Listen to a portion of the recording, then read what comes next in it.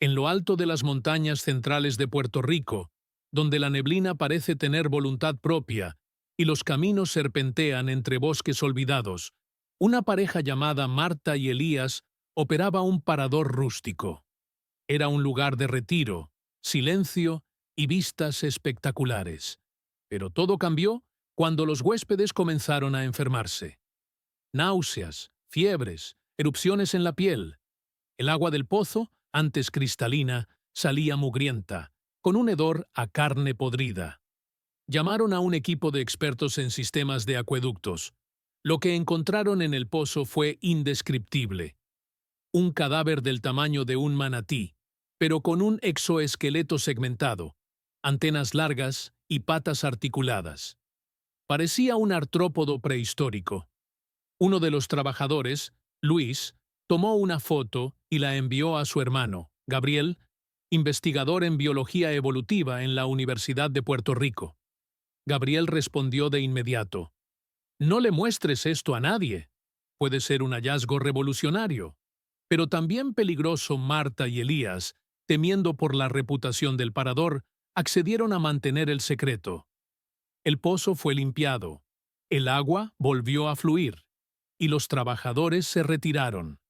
Todos menos Luis, que esperaba a su hermano. Gabriel llegó al parador con equipo de campo y comenzó a examinar el cadáver, al caer la noche. Esto parece una especie de oruga gigante, pero con características que no cuadran con ninguna familia conocida, murmuró. Fue entonces que se escuchó el grito desgarrador de una mujer. Corrieron hacia una de las habitaciones. Una huésped lloraba frente a su esposo, que yacía inmóvil bajo una criatura idéntica a la del pozo. Solo sus piernas eran visibles.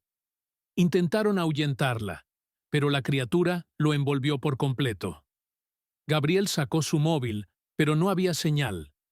Marta les indicó que había una avería desde hace horas, pero que podían usar la línea fija en recepción. Al intentar llegar, encontraron otra criatura bloqueando la entrada. En el estacionamiento, decenas más se arrastraban entre los autos. Se refugiaron en el restaurante. Marta, Elías, Gabriel, Luis y 6 huéspedes. Desde las ventanas, vieron cómo las criaturas atacaban a quienes intentaban escapar, envolviéndolos y devorándolos. Luego, comenzaron a trepar los edificios, destruyendo las placas solares. Sin energía, sin comunicación, atrapados. «Esto puede venir de un acuífero subterráneo», dijo Gabriel. «Tal vez sellado por siglos, liberado por los sismos recientes». «Son extraterrestres», insistió Luis.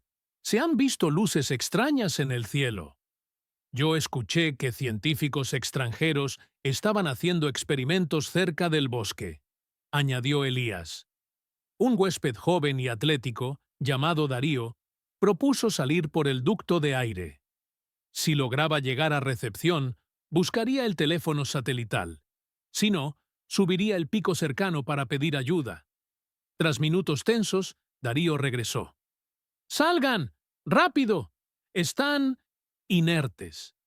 Las criaturas se habían convertido en crisálidas gigantes, pegadas a las paredes. No había acceso a recepción, pero los autos estaban libres. Decidieron salir por el ducto, silenciosamente. 12 sobrevivientes, 3 autos. Acordaron encenderlos todos a la vez.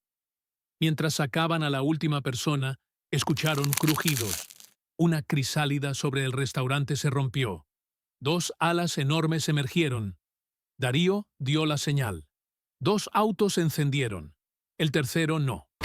Gabriel pidió abrir el cofre, pero Elías gritó: «¡No hay tiempo!». La polilla gigante aleteó. Los 2 primeros autos arrancaron. El tercero encendió justo cuando la criatura cayó sobre él. Lograron salir, pero en la carretera, el huésped nervioso que manejaba perdió el control. El auto cayó por un barranco. 3 polillas lo cubrieron. Luego, una cuarta. Los 2 autos restantes descendían por la montaña. Pero al llegar al único puente que conectaba con el mundo exterior, se detuvieron en seco. El puente estaba cubierto de crisálidas.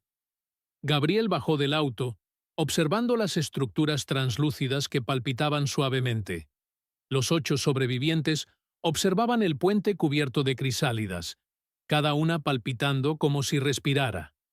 Gabriel, con el rostro tenso, propuso lo que parecía la única opción sensata. Debemos abandonar los autos, ir a pie, en silencio. Si las criaturas están en estado latente, cualquier ruido podría despertarlas. Pero Darío, con los nudillos blancos sobre el volante, se negó. ¿Y si hay más de estas cosas en el camino? ¿Y si no hay salida? No podemos arriesgarnos a caminar kilómetros entre estas monstruosidades. Hay que embestirlas, romper el puente y salir de aquí. La discusión se tornó acalorada. Marta intentó mediar, pero fue interrumpida por un estruendo. Una polilla gigante cayó sobre el techo del auto de Darío, aplastando parte del parabrisas. Darío no lo pensó 2 veces. Aceleró. El auto de Darío rugió, destruyendo crisálidas a su paso. El puente crujía bajo el peso y la violencia. Estaba a punto de cruzar cuando una crisálida se abrió justo frente a él. La polilla emergió con furia, se abalanzó sobre el vehículo, que perdió tracción y comenzó a resbalar sobre los restos viscosos. Elías, sin dudar, aceleró su auto y golpeó el parachoques trasero del de Darío. Ambos autos se sacudieron, pero lograron aplastar a la polilla contra el pavimento y cruzar el puente. Los sobrevivientes gritaban, algunos lloraban, pero no había tiempo para procesar nada. Las polillas los seguían, volando bajo, rozando los techos de los autos. A mitad de la bajada, la carretera se estrechaba.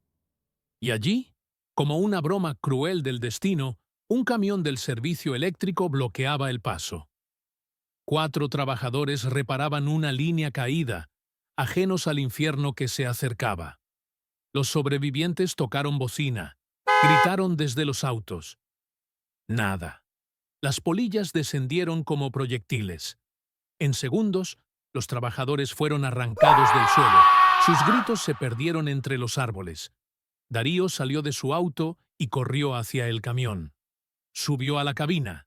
Intentó encenderlo, moverlo, pero no sabía cómo manejarlo. ¡Vamos, maldita sea! ¡Muévete!, gritaba, golpeando el volante. Más polillas llegaron, cubrieron el camión, los autos, las ventanas. Marta abrazaba a Elías. Gabriel intentaba proteger a Luis. El sonido de las alas era ensordecedor. Y entonces, el sol salió. Un rayo dorado atravesó las copas de los árboles y tocó las alas de una polilla. Esta chilló, se retorció y salió volando. Las demás la siguieron como si el sol las quemara desde dentro. En segundos, el silencio volvió. Los sobrevivientes salieron de los autos, temblando. Algunos cayeron de rodillas. Gabriel sacó su móvil. «Tengo señal». Uno por uno comenzaron a llamar a emergencias, a familiares, a la prensa. La pesadilla parecía haber terminado. Pero mientras hablaban, Darío miró hacia el bosque. ¿Y si solo era la primera generación? Gabriel lo miró, pálido. Entonces, esto apenas comienza.